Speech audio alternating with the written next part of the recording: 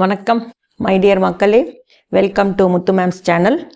So last week வெற்றிகரமாக big Boss season 7 finale முடிஞ்சாச்சு. ஒன்று சொல்லணுன்னா ஒவ்வொரு சீசனும் பிக் பாஸ் முடியும் போது அதுவும் இப்போ காமிப்பாங்க பாருங்கள், அப்படியே லைட் ஆஃப் பண்ணிகிட்டே வருவாங்க. அதுக்கப்புறம் அந்த பிக் பாஸ் அப்படின்றத லைட் ஆஃப் பண்ணும்போது நம்ம அதில் பார்ட் ஆஃப் ஜஸ்ட் நம்ம வந்து வியூவர் தான். அதில் நம்ம என்னவோ கண்டஸ்டன்ட் மாதிரி நம்மளுக்கு அது மனசுக்கு ஒரு பாரமாக இருக்கும். ஐயோ பிக் பாஸ் முடிஞ்சிடுச்சேன்னு தோணும். 9:30 டைம் ஆனால் ஐயோ நம்ம இப்போ பிக் பாஸ் இன்னைக்கு கிடையாது அப்படின்லாம் நினைக்க தோணும். ஆனால் இந்த பிக் பாஸ் சீசன் 7 முடிஞ்சதில் நம்மளுக்கு எந்த வருத்தமும் இல்லைங்க. எப்பா முடிஞ்சிச்சா அப்படின்ற அளவுக்கு தான் நம்மளுக்கு தோணுது. அது மட்டும் இல்லை, நிறைய பேர் வந்து இப்போ ஒருத்தர் வந்து போட்டிருந்தாரு, ஒரு யூடியூபர் வந்து பிக் பாஸ் சீசன் 8 இவங்க 2 பேரில் யார் கண்டஸ்டண்ட்டாக வந்தால் உங்களுக்கு நல்லாயிருக்கும் அப்படின்னு சொல்லிட்டு அவர் 8க்கே போயிட்டார். அதில் நீங்கள் நம்புங்க, ஃபஸ்ட்டு கமெண்ட்டே என்னன்னா பிக் பாஸே நீ வேண்டாம் அப்படின்னு சொல்லிட்டு கமெண்ட் பண்ணியிருந்தாங்க. ஸோ அந்த அளவுக்கு இந்த பிக் பாஸ் 7 வந்து நம்மளை டென்ஷன் பண்ணுச்சு, பிபி ஏற்றிச்சு, இரிட்டேட் பண்ணுச்சு, அப்புறமா நம்மளை என்னென்னவோ பண்ணுச்சுங்க ஆக மொத்தத்தில். ஸோ ஒரு வழியாக அந்த பிக் பாஸ் முடிஞ்சிடுச்சு. நம்ம மக்கள் நினச்ச ஒரே விஷயம் என்ன நடந்ததுன்னா, அர்ச்சனா வின்னர். அது எப்படியோ அர்ச்சனாவை வின் பண்ண விட்டாங்க அப்படின்னு சொல்லலாம். So Archana, to be frank, she deserve. ஏன் அப்படி சொல்கிறேன்னா, மாயா வந்து ஸ்டார்டிங்கில் ரொம்ப ஆட்டம் போட்டாங்க, ரைட்டுங்களா? எல்லாரும் அவங்கள வச்சு ஒன்றுமே பண்ண முடியாமல் எல்லாரும் ஒரு லெவலுக்கு இருந்தாங்க. ஆனால் அர்ச்சனா என்ட்ரிக்கு அப்புறம் தான் அவங்க பண்ணதை சுட்டி காட்டினாங்க, அவங்கக்கிட்ட ஈக்குவலாக சண்டை போட்டாங்க. அதனால் அது வீக்கெண்டு கமல் சார் வரை வந்துச்சு. கமல் சாரும் மாயாவை கண்டிக்க வேண்டியதாக போச்சு. அதுக்கப்புறம் தான் அவங்க கொஞ்சம் டியூன் ஆனாங்களே, கரெக்டுங்களா? ஸோ அவங்களுக்கு தனியாக நின்று போராடுற திறமை இருக்குது. ஸோ அந்த ஒரு விஷயத்துக்கே நம்ம அர்ச்சனாக்கு டைட்டில் கொடுக்கலாம்.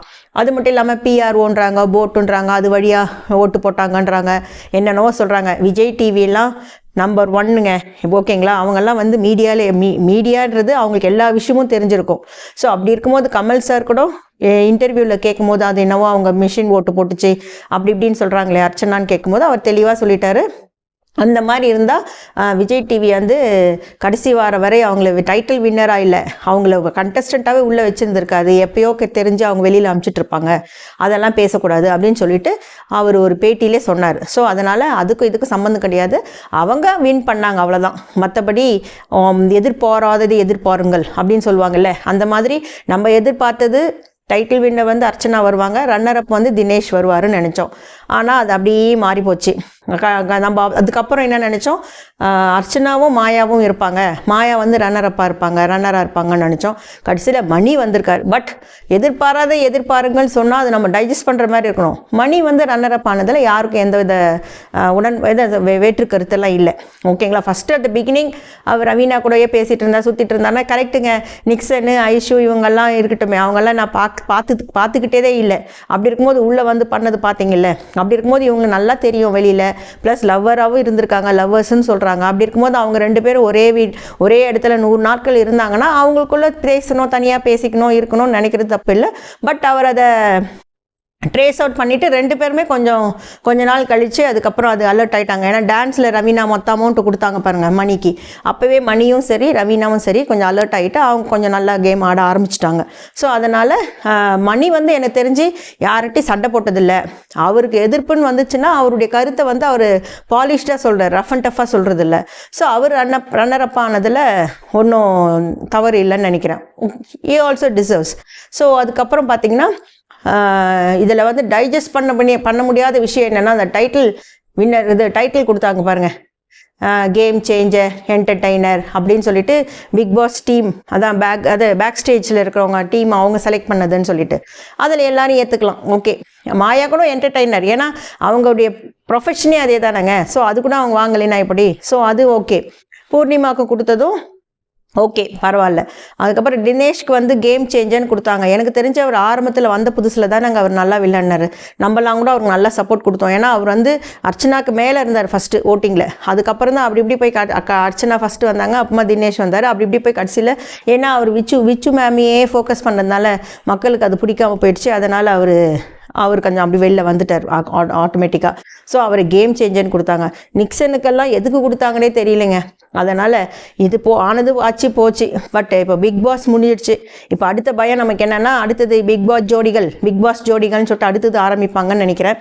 பட் இனியும் பட் பொதுவாக பார்த்தீங்கன்னா ஒவ்வொரு சீசனும் லாஸ்ட் சீசன் பார்த்தீங்கன்னா வின்னர் ஆன பிறகு அசீம் வின்னர் ஆனார். அவர் வந்து எப்படி வின்னர் ஆகிருக்கலாம், இது அவர் அந்த ஒரு பேட் எக்ஸாம்பிள் அப்படி இப்படின்னு சொல்லிட்டு ஏதோ பேசி மக்கள் நம்ம தான் சண்டை போட்டுட்டு இருந்தோம். கரெக்டுங்களா? எல்லாரும் மாற்றி அவங்கவுங்க கருத்தை சொல்லிட்டு இருந்தாங்க. ஆனால் திஸ் டைம் பார்த்தீங்கன்னா மக்கள் நம்ம வேலையை பார்க்க ஆரம்பிச்சிட்டோம். மோஸ்ட்லி கண்டஸ்டன்ட் இருக்காங்க பாருங்கள், டீம் ஏ டீம் பின்ட்டு. அதில் மாயா புள்ளி கேங் அப்படின்னு சொல்கிறாங்க பாருங்கள். அந்த மாயாவுடைய டீமில் இருக்கிறவங்க எல்லாருமே இதை டைஜஸ்ட் இன்னும் பண்ணலை. வின்னர் ஆயாச்சு, கப்பு கொடுத்தாச்சு, முடிஞ்சாச்சு. ஆனாலும் Maya only deserve to be a title winner, அவங்க தான் டைட்டில் வின்னர் அப்படின்னு சொல்லிட்டு எல்லாரும் முதல்லலாம் நம்ம வாய் வார்த்தையில் சண்டை போட்டுக்குவோம், அதுக்கப்புறம் மெசேஜில் சண்டை போட்டோம், அப்போ ஃபோன் போட்டு சண்டை போட்டோம். இந்த மாதிரி போய் இப்போது சோஷியல் மீடியா ஒன்று வந்ததில் இப்போ எல்லாருமே சோஷியல் மீடியாவில் சண்டை போட்டுக்க ஆரம்பிச்சிட்டோம். ஸோ இப்போ பார்த்தீங்கன்னா அதே தான் போயிட்டுருக்கு. ஆனதாக ஆச்சு போச்சு, முடிஞ்சிடுச்சு, அவ்வளோதான். எனக்கு தெரிஞ்சு பிக் பாஸ் வந்து ஆஹா ஓஹோன்னு பெரிய ஆளானவங்கன்னு சொல்லிட்டு இதுவரை யாருமே இல்லை. சீசன் 1லேருந்து சீசன் 6 வரைக்கும் பாருங்கள், எனக்கு டைட்டில் வின் பண்ணவங்களும் சரி, இல்லை அதில் பார்ட்டிசிபேட் பண்ணவங்களும் சரி, எனக்கு ஒன்றும் அப்படி ஷைன் ஆன மாதிரி எனக்கு தெரியல. திஸ் டைம் அர்ச்சனா வின் பண்ணியிருக்காங்க. பட் இவங்க எல்லாரும் அதில் பார்ட்டிசிபேட் பண்ணவங்களுக்கு ஒரு பிரைட் ஃபியூச்சர் வந்ததுன்னா சந்தோஷம். மற்றபடி இதை அவங்க அந்த வேலையை விட்டுட்டு அவங்க வேலையை பார்க்கலாம்னு நினைக்கிறேன் நான். கரெக்டுங்களா? மாயா தான் வின்னராக இருக்கணும் அப்படின்னு சொல்லிட்டு ஒரு குரூப் சொல்ல போய் அடுத்தது இன்னொருத்தர் மற்றவங்க என்ன சொல்ல ஆரம்பிச்சிட்டாங்கன்னா, அர்ச்சனா வந்து பிரதீப் அவருக்கு சப்போர்ட் பண்ணதுனால தான் அர்ச்சனா வின் பண்ணாங்க. யாரெல்லாம் பிரதீப்க்கு ரெட் கார்டு கொடுத்தாங்களோ அவங்கெல்லாம் எலிமினேட் ஆகிட்டாங்க. ப்ளஸ் அவங்கெல்லாம் வரதுக்கு சான்ஸே இல்லை. அர்ச்சனா வந்து பிரதீப்க்கு சப்போர்ட் பண்ணது தான் அவங்க ப்ளஸ்ஸு அப்படின்னு சொல்கிறாங்க. அதை நம்ம எந்த அளவுக்கு ஏற்றுக்க முடியுதுன்னு தெரியல. ரன்னர் அப் ஆனவங்க யார்? ரன்னர் அப் ஆறு மணி என்ன சொன்னார்? அந்த கமல் சார்கிட்ட அந்த பிரதீப் அன்னைக்கு நடந்துச்சிங்களா அந்த எபிசோடில், கமல் சார் எல்லாரும் சொன்னதை சாதாரணமாக கேட்டுட்டு இருந்து கண்டிச்சிட்டு இருந்தாரே தவிர, மணி எழுந்து அந்த பாத்ரூம் இன்சிடென்ட் சொன்னார் பாருங்க, அப்போ தான் இவருக்கு வந்து கமல் சாருக்கு வந்து கொஞ்சம் கோவம் லைட்டாக வந்துச்சு. அவர் தான் அந்த பாயிண்டெல்லாம் எடுத்து கொடுத்து அந்த தாப்பால் போட்டில் என்னென்னோ சொன்னாருங்க பாருங்கள், அதெல்லாம் வந்துச்சு. அதுக்கப்புறம் அவங்க எவிக்ட் பண்ணி ரெட் கார்டு கொடுத்து அதில் மணியும் ரெட் கார்டு கொடுத்தாரு. அப்போ மணி ரெட் கார்டு கொடுத்துருந்தா அப்போ பிரதீப்க்கு ஆப்போசிட்டாக தானே பண்ணார். அப்படி இருந்தால் அவர் எப்பயோ வெளில போயிருக்கணும்ல எல்லாரோடையும். பட் எப்படி அவர் ரன்னரப் ஆனார்? அது மட்டும் இல்லாமல் அவரை எவிக்ட் பண்ணிவிட்டு அவங்க ரெட் கார்டு கொடுத்து பிரதீப்பை வெளில அனுப்பிச்ச பிறகு எல்லாரும் ஓடி போய் நீ தான்டா சூப்பர், நீ தான் கரெக்டாக, உனக்கு எப்படி இது தோணுச்சு அப்படின்னு சொல்லிட்டு எல்லாரும் கை குலுக்கி அவருக்கு இதுவே பண்ணாங்க, அப்ரிஷியேட் பண்ணாங்க அந்த மாதிரி பேசுனதுக்கு. அப்படி பார்த்தா அவர் எப்படி இப்போ ரன்னரப் ஆனாங்க? அதெல்லாம் ஒன்றும் கிடையாதுங்க. பிரதீப்பை வெளில அனுப்பிச்சது தப்பு தான், ரெட் கார்டு கொடுத்துருக்கூடாது. அதில் வந்து எந்த மாற்று கருத்தும் இல்லை. நான் என்ன சொல்ல வரேன்னா, பிரதீப்புக்கு சப்போர்ட் பண்ணதுனால தான் அர்ச்சனா வின் பண்ணாங்கன்னு கிடையாது. எல்லாரும் ஒவ்வொரு விதத்தில் ஒவ்வொரு மக்களுக்கும் ஒவ்வொருத்தருக்கும் ஒவ்வொரு பிரதீப்புடைய சப்போர்ட்டர்ஸுக்கு அந்த விஷயத்தில் பிடிச்சிருக்கலாம். அதேமாதிரி மாயாவை பிடிக்காதவங்களுக்கு அவங்கள கேள்வி கேட்டதில் அவங்களுக்கு சில விஷயத்தில் அதுக்காக அர்ச்சனாவுக்கு பிடிச்சிருக்கலாம். ஒரு சில பேருக்கு அவங்க எழுதுக்கத்தாலும் கொஞ்சம் டென்ஷன் ஆகிட்டு அழுதுட்டு ஒரு மாதிரி குழந்தைத்தனமாக பண்ணுறாங்களே, ஒரு சிலருக்கு அது பிடிச்சிருக்கலாம். ஒரு சில பேருக்கு அவங்க ரஃப் அண்ட் எதுவாக இருந்தாலும் தனியாக நின்று கேள்வி கேட்குறாங்க பார், அந்த குணம் பிடிச்சிருக்கலாம். ஸோ எல்லாருமா சேர்ந்து தான் அவங்கள ஜெயிக்க வச்சாங்களே தவிர இதால் தான் ஜெயித்தாங்க அதெல்லாம் ஜெயித்தாங்கன்னு ஒன்றும் கிடையாதுங்க. ரைட்டுங்களா? Okay, anyhow big Boss season 7 ஒரு விதமாக முடிஞ்சு போச்சு. நான் சொன்ன கருத்துக்கள் வந்து என்னோடய கருத்துக்கள். உங்களுக்கு ஏதாவது மாற்று கருத்து இருந்தாலும் நீங்கள் கமெண்ட் பண்ணலாம். பிடிச்சிருந்தா லைக் பண்ணுங்கள், ஷேர் பண்ணுங்கள். தேங்க்ஸ் ஃபார் வாட்சிங். Take care. பாய்.